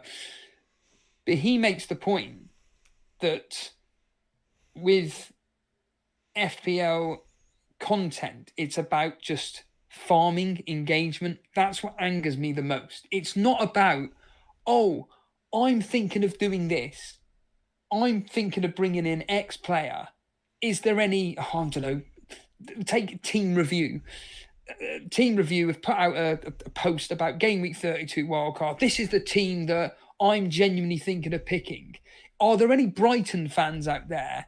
And can you talk me into why Minter is the best Brighton athlete? Why do they do that? Why do they do what, sorry? Why do they do the engagement farming on X? Is because he gets some money? Because he gets the money. Right. The more clicks and likes and comments you get, the more money you get. Okay. And that's the problem with social media, is that people aren't doing it for the reasons which they should be doing, which is networking, engaging with people. It's just, I'm only putting this out there because I know that this post is going to be seen by 8,000 people. That's going to get me one. Does that apply beyond FPL? Of course, that applies to anything in life these days. Dude, I'm a novice on X. Yeah, it's not just X. It's literally any social media. I mean, Instagram and TikTok are the most cretinous. I'm not going to use the language that I would use on my own channel, but they're the cretinous. They're the most cretinous social media sites on the planet, and those two specifically have destroyed humanity. But if we're only specifically talking about X and FPL, majority of FPL accounts, it's just about, please give me that 1p that I'm going to get from this post because I've got 8,000 clicks. Now, I'm being facetious with the amount of money because it's going to be a lot higher. But I just find it so tragic that social media has just turned into farming traffic towards your profile rather than like idiots like me that genuinely put out a video of The Office because I'm literally watching it and there's a really funny scene. So I get this poxy phone out and I go, just record it, upload it. And you never know, someone may go, which some people have. Edit it together with clips of Yelena or something. Yeah, but that's the point. That, in fact, that's a perfect example of what I mean. Entertained in that. That kind of links me into what you said earlier about, why do you think this is good, what Andrew's done? It's because, like I do with Yelena's videos, which is she does something or Az does something which reminds me of something from The Office or Extras or whatever, and that is ridiculous. But I have to put that together. I could honestly, if Yelena's even watching, if she's willing to pay me a $5, She was in the chat last time I live streamed, but unfortunately didn't seem to be today. I actually sent her a voice note about 3 days ago, and she hasn't even listened to it. So, Yelena, if you do come back and listen to this, listen to my bloody voice note. Although I did tell you not to listen to it. Anyway, well, I could genuinely edit her whole video where I just insert an Office scene or an extra scene or an in-betweener scene in each section, because the amount of clips I can get from her vlogs, it's just ridiculous. But the point being is that I'm doing that, like you just stated, for entertainment purposes. So, mate, here's it. I had some weird comment from the bison clip. Do you know what that means?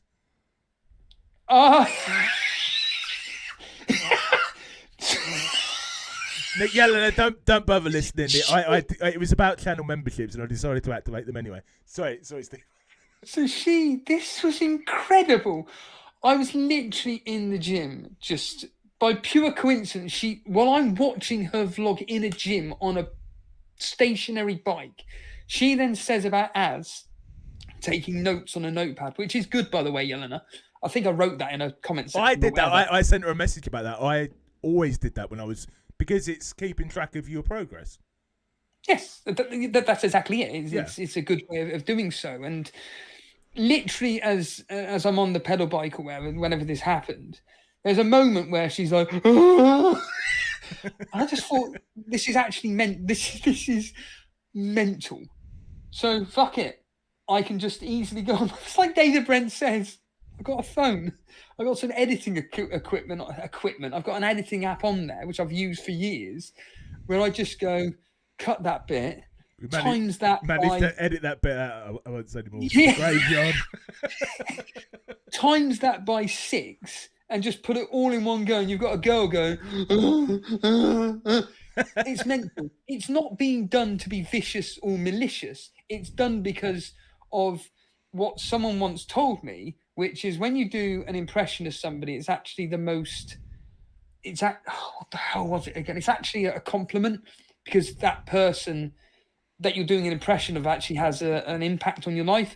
Well, for people like Yelena, who do vlogs like she does, and they do things which are just silly and completely off, not even off the cuff. It's just literally there and then. Yeah. Idiots like me go, that's funny. Stuff it.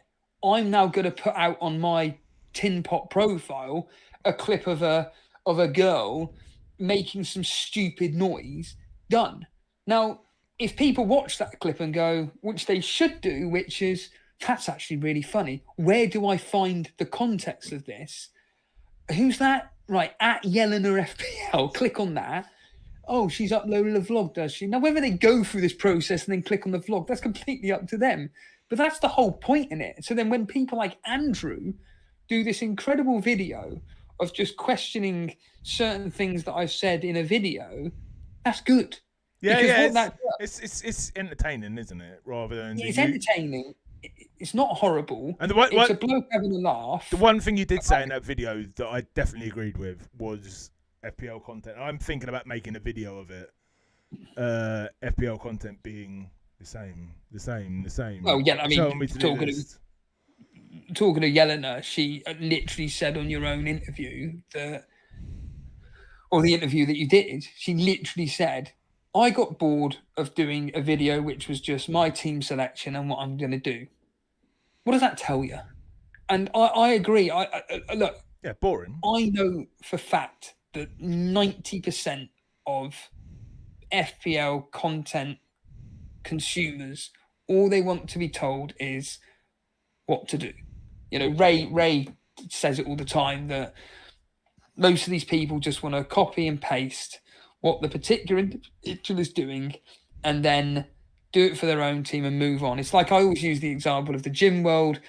How do I get biceps? How do I get a six-pack? How do I grow my legs? They don't care about the journeys or the bullshit chit-chat or anything. It's just do the line. Like he says in The Simpsons, just do the line, Bart. We don't care about your anecdotes. Just tell us the line. And unfortunately, that is the majority of FPL content. I don't care how, quirky or different the way the individual presents their stuff. It's always boils down to, this is what you should do. Yeah. This is what I recommend you do.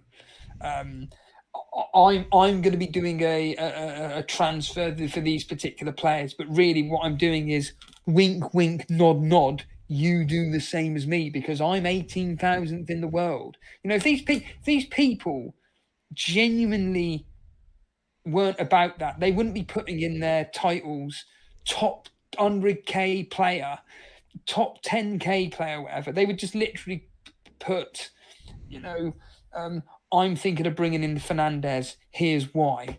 Whatever. Steve, unfortunately, to be a typical YouTuber, I'm going to read out some comments. Okay. I'm getting used to this. You have to let me practice. So FPL Discomfort, thank you so much for getting 5 memberships. Getting to know the people behind the X handle changes everything. I'm yet to meet someone at an FPL event that's been a complete twat. Roberto agrees. Mohit says, I just saw a piece on YouTube from a BBC about nightclub closures in UK. Fair enough. People spend more time online than ever before. That's the context. Roberto, it feels like Steve-O's in the very small minority who are not doing it for engagement, whilst lots of the majority do it to have genuine FPL discussions for the love of the game. Agree with that, Roberto. Roberto's podcast is a prime example. Look, I'm not going to profess to listen to every single episode because, like I've openly said, number one, I've got too much podcast to listen to. The one with Nightmare was brilliant. Yeah. Nightmare did an intro. Yeah. And that's the thing. I will listen to Roberto's stuff when it's got an individual on who I can relate with or whatnot, and all that I may know. But his podcast is genuinely actually quite. It's like Kieran's one actually. They're both very similar. They're the double pivot. They're two podcasts where I can hear the individuals are genuinely passionate about the hobby that they enjoy. It doesn't come across narcissistic and egotistical. No. It just literally comes across as passion. Yeah, people are just enjoying what they're doing, and then whatever they get out of it, they get out of it.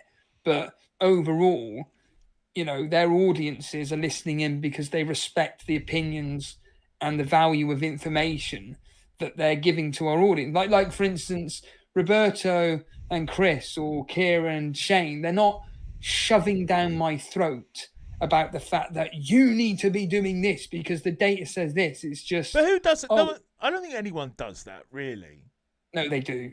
They do. They're always like... I mean, I don't watch a lot of the daily content creators, but let's talk FPL. Andy's like, don't listen to me, like...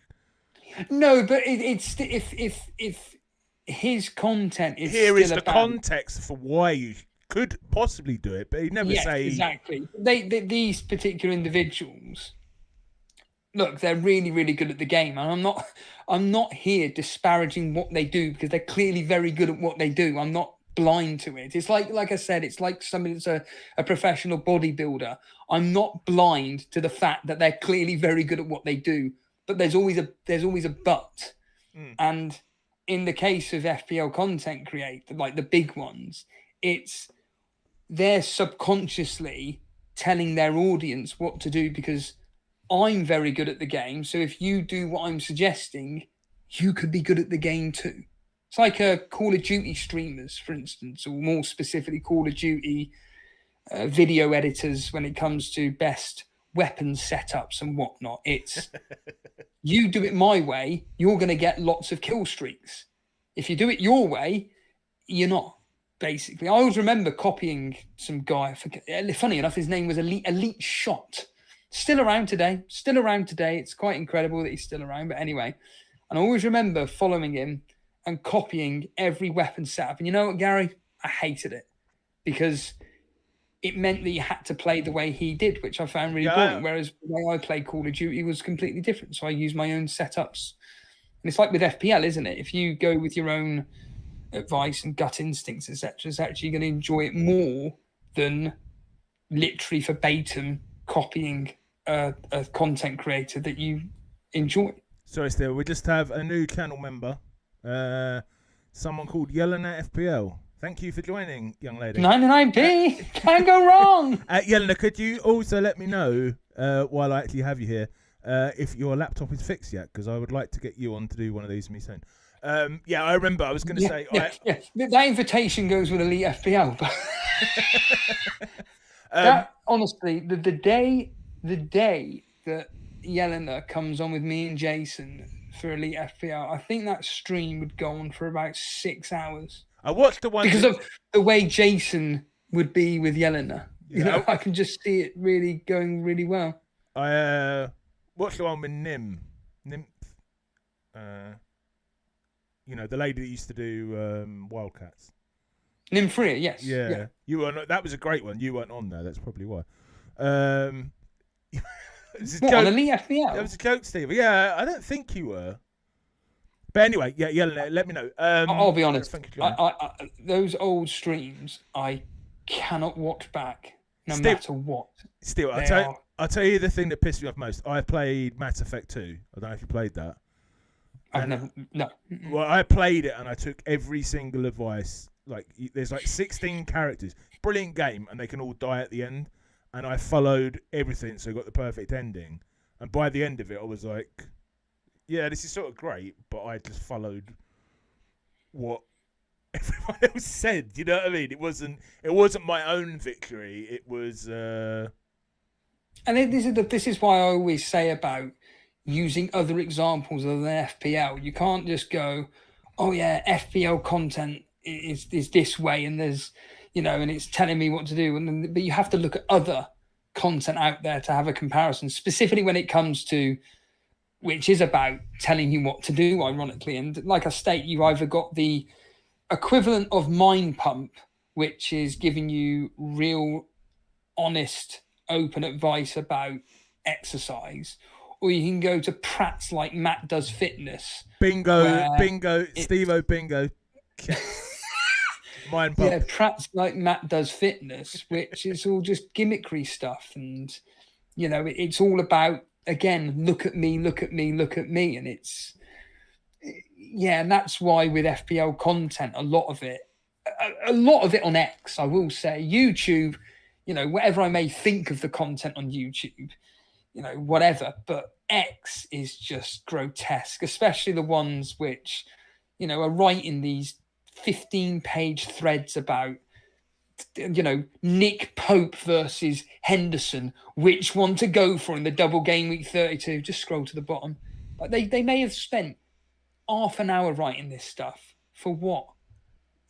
It's just, again, just so people can, just so they can get the followers and the numbers. And I'm not saying that's a bad thing, but I just think these people aren't doing it, in my opinion, for the reasons that they should be doing it. Hence why for money, your mate Luke, aka FF Scout Luke, his podcasts, whenever he releases them, which is basically once a year. I've never spoke to the guy. No, I know, but you always mention it. People in my interviews always mention him. I've messaged him and asked him to come on, and he's not replied yet.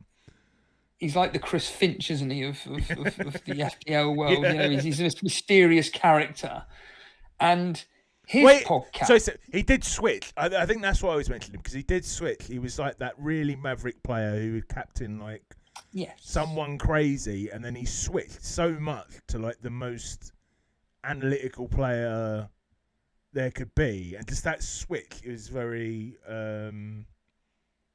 I don't know, it just catches my mind. Well, did you listen to his podcast where he was basically, funny enough, comparing FPL to Call of Duty? Did you listen to that? To be honest, I've never seen him outside the Scoutcast.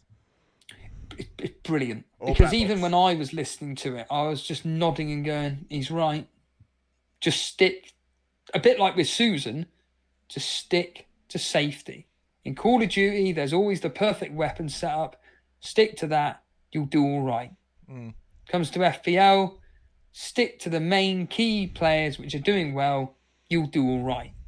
And when he does podcasts, it just comes across so natural, and so like I can resonate so much with the guy, because it's not done in this, listen to me, listen to these amazing thought processes I've got. It's literally done of a 40-year-old bloke chatting about something he's interested in, basically. Like us. Two of us, though. What was I going to say? Was there any other points in Nightmare's interview you wanted to pick up on? For example, the FPL community not being... I mean, we've sort of touched on it anyway, but the FPL community not being...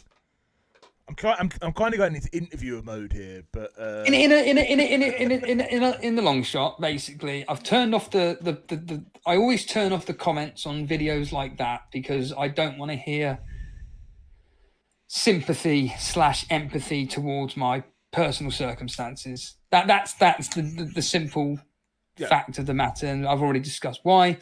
The reason why I've muted the FPL accounts is because it's all just about clickbait. It's all about farming traffic rather than actually wanting to have conversation. And I'll be honest, like even with Spaces, I remember when Spaces, this is another thing Shane was talking about, Spaces used to be fucking amazing, like really good, Gary. And I mean really good. It was just a bloke just gone, I'm just going to do a Spaces. Anybody want to listen to a 40-year-old man talking about FPL? Few people turn up, and then you'd listen in, and you were just like, this is amazing. Just hearing 4 or 5 people having a discussion around. Andy Martin, who's another one I'm going to call out, he's not replied to the message. You are welcome. You're very welcome. Oh, really? Has he not replied? He's normally quite good. And they used to be really good, whereas now, whenever and it's very rare, because funny enough, they barely happen anymore, but a lot of what I found with Spaces nowadays is, again, it's just listen to what we have to say.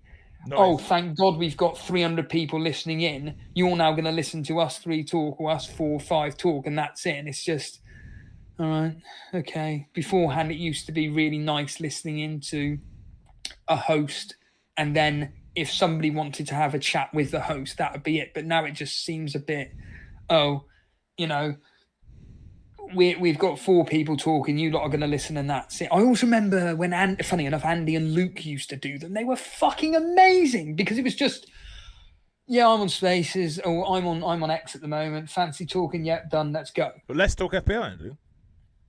Yeah, they were brilliant. Right. They were fucking phenomenal. Oh yeah, the thing is, I'm not looking through this through nostalgic points of view. I'm literally knowing that me listening into these spaces at the time, they were fucking gold dust. And like I state, unfortunately nowadays, in my opinion, whenever I've tuned in, it's just right. It's just these people just giving their opinion, and that's it. It's not a conversation piece anymore, which I just, like I said, I find really well. In fact, your mate Adam, above average FPL, I'll never forget his spaces he did. I was literally doing the bins. You do know, it like every single person I get onto the interview series. I can't necessarily call a mate, Steve. Well, Adam, he did a spaces about, I can't remember. It was like he not only did his team lose and Tottenham lose, but also the fact that the players, his team won, but the players he got rid of were Spurs players. I'm just making this up now. They were playing someone like Man City or whatever. He decides to get rid of the Tottenham players for whomever, but the Tottenham players he got rid of did really, really well, and the players he brought in did rubbish. I can't remember now. It ended up with him being minus 30 points down or something ridiculous like that. And he genuinely, I was just by pure coincidence on X, and it popped up with above average Adam doing a spaces. He's not happy, and I thought, this sounds fun. Clicked on it, and there were about 300 or 400 people waiting. I think when he went live, there was probably about 500 or 600 people listening in, and I think he was in his car. Yeah, and he was absolutely ferocious about what had happened. He said that in the interview. I remember it as well. I wasn't in the spaces thing, but I remember watching it that week, and he'd fucked up somehow grandly and but he was in the car. I think he may have even been coming back from the game. I know for a fact he was in the car, and then he got on FPL Rhino. And FPL Rhino, he was the pair of them were just having a conversation. There was like 700 people, including me, listening in to these two blokes chatting as if no one else is there, as if they're down the pub. And I was just like, oh my God, this is amazing. Because they weren't doing it for, like I keep stating, for clicks or attention. It was, I want to vent my opinion on this particular platform that I use quite regularly, but I really want to vent it. Whereas unfortunately, like I state, nowadays, it just seems to be, since, surprise, since X have brought in the blue tick and money, it's all about making money from these things. And whether you make, I don't know if you make money from space or not, but the point being is that because of the farming of traffic, it's all about money. Hence why the likes of Instagram and TikTok, once you start monetizing, people go fucking mad. And it just becomes the narcissistic show. It becomes the superiority complex show. And I just don't like it, Gary, to be honest with you. It's just boring. And it's why channels like yours, Trigger Lips, Juice, Yelena, these differential type shows which are there for entertainment purposes, rather than keep me engaged. Yeah, they keep me engaged because it's just real people going through their real emotions. It's not just this whole thing of, I'm not going to name the streamer, but there's one particular streamer who basically people are genuinely waiting to hear about their reaction to a player that's failed on them. And they literally, I've literally been there on a stream and they've just gone, yeah, well, this particular player didn't do well. Oh, well, we move on, which is words I detest in FPL, but whatever. And then he just was like, yeah, we're now going to move on to game week 30 and talk about that. What? But I want to hear you talk about this particular player that completely failed you. What? Now I want to go talk about it. All right, at all? No, they just glossed over it. They just completely glossed over it. And I thought, Steve, okay. I'm dying to powder my nose. I'm just going to go for a couple of comments. We could. Well, I've got to get going anyway, so it's kind of like a perfect ending in a way. I'll just wait for a couple of comments. If I can see any. What a pause of silence. It's great for all. Fill in for me, Steve. Fill in for me. Yelena says 100%. I was a chicken. Steve-O. Simpsons reference. Would you... I mean, I'm planning to get different people on here. Would you be up for coming on next Wednesday, or are you back in London then? Wednesday there's football, so I may be doing a watch along. So ironically, I may be getting you. I'll be on your channel then. But this has gone really well. I mean, we've got loads of viewers, and I'm thinking if you're up for it, because I know you're not really doing the previews and stuff anymore. You're doing previews on Elite FPL, but you're not doing them live, are you? So I was thinking maybe if you're up for it, you could join me, and if we could get. The way you're saying that is literally like David Brent. I'll be up for it. Anybody. Well, Yelena, for example, we could have a three-way interaction going on. I'll let you. Oh. No, Brett, it's been awesome, Steve. Thank you so much for everyone who has listened, and anything you want to say before we go, Steve? It's been a different one, hasn't it? Comment below in the replay.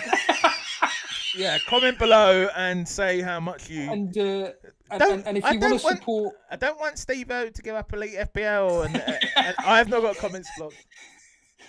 And also, in all seriousness, if you want to support independent content creators like Gary, he's now got his membership open for 99p for crying out loud. Just hit a button. It's 99p to support people like Gary. It's always a worthy cause because it will eventually go. Well, I'd like to think go towards the usual thing of better equipment and better setups. It just makes people like Gary, myself, and other independent content creators the money that we put in to better produce quality. Thank you, Sarah. Yelena said she would love to join the watch along next week. Okay, well I'll put that in there. You've got you got a top quality guest there. That's two people involved. you and Yelena. Okay. Although Roberto's going to be the third one. He doesn't know that yet until now. I am going to do what Roberto does, and I hope he doesn't mind me telling. I already told Steve-O this. He listens in to the games on his headphones, and then somehow comes across as better commentator than any of us that are actually watching the games. So I'm going to steal Roberto's. Oh, wow. FPL Discomfort has just gifted another 5 memberships. Thank you so much, mate. Yeah, he's got a decent job, so... Thank you so much. Thank you so much, mate. Steve-O, should we wrap it up? Yeah, I was ready to wrap up 2 minutes ago. Okay, thank you everyone, and please subscribe. And I hope the next one of these, maybe not the next one, but soon, will be Yelena and Steve-O, and maybe Nightmare. I know he'll be listening back to this. Fucking hell! What a lineup! That is the Roman Reigns, CM Punk, and Seth Rollins WrestleMania triple threat we've all been wanting. Yeah. Yes. Yeah. Thank you for listening, everyone. I was about to say have a good game week. Have a good non-game week.